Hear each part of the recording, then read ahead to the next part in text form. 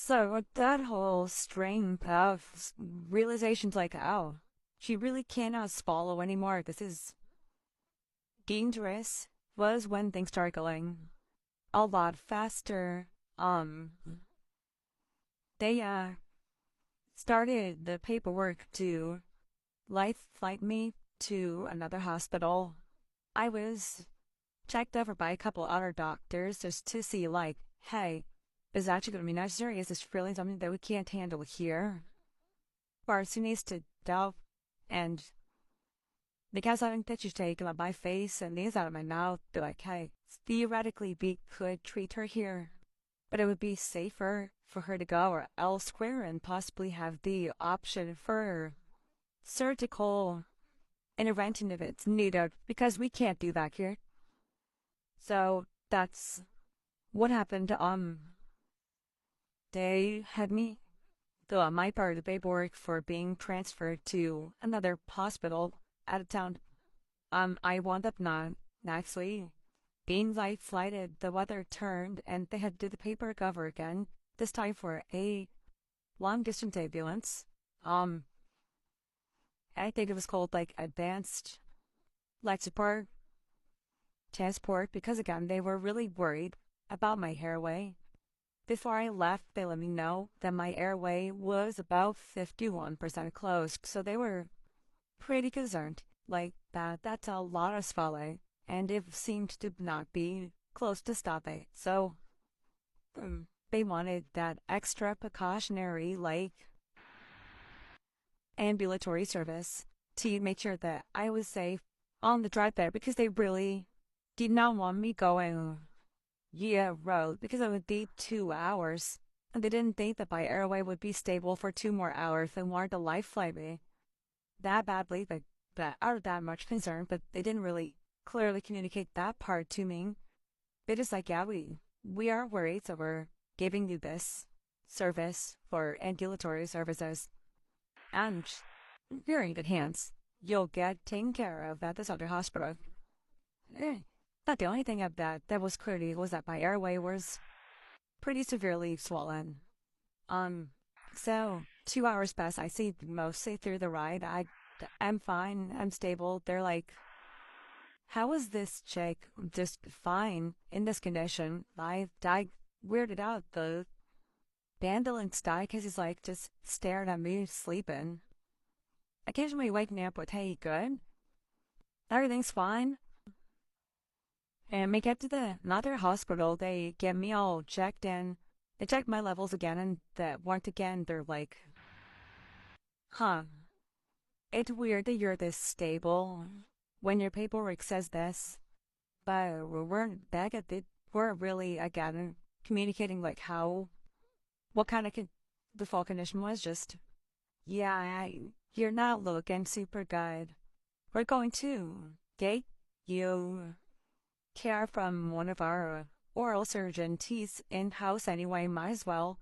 We'll get you transferred to a room because you're gonna need it. And yeah, they took me from the ER bay to the transfer bay.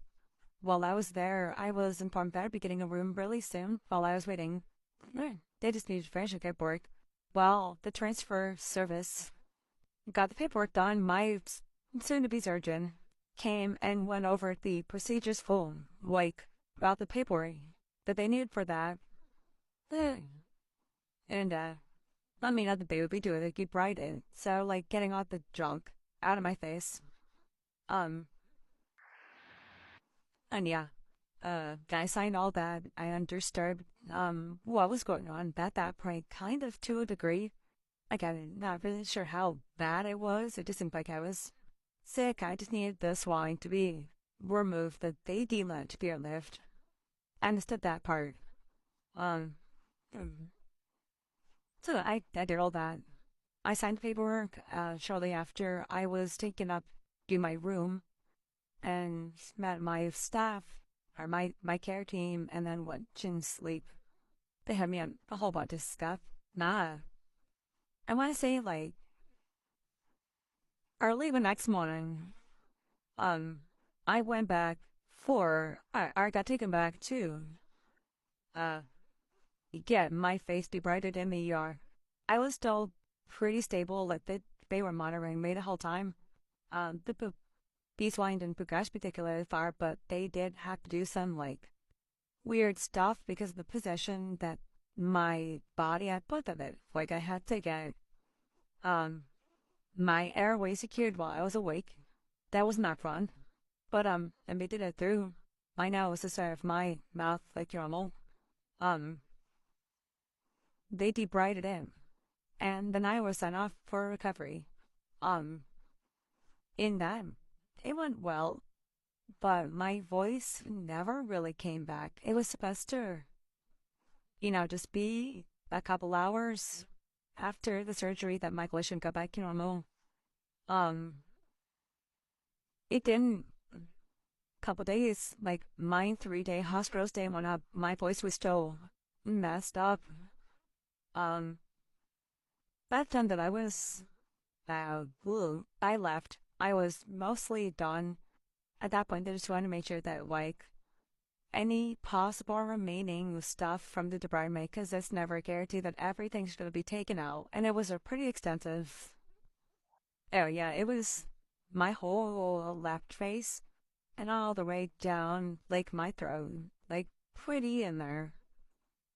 Like it was like from here to here that they had to debride, and they removed a couple teeth,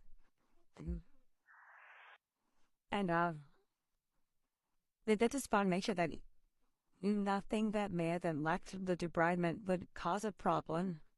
And if it hasn't, I'm perfectly fine now. But my voice is gone.